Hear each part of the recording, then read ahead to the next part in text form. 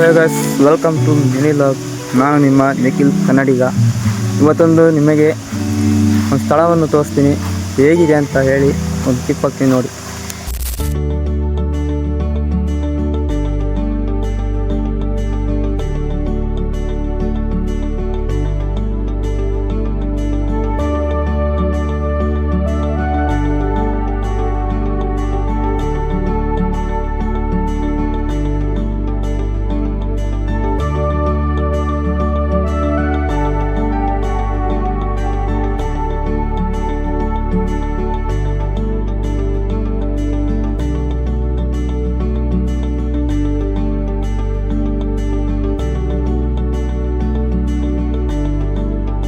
So ಹೇಗಿದೆ ನೋಡಿ.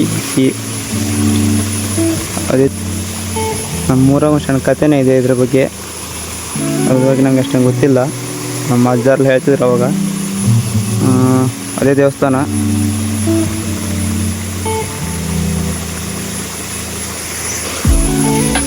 ಇವತ್ತಿನ ವಿಡಿಯೋ ಇಷ್ಟೇ.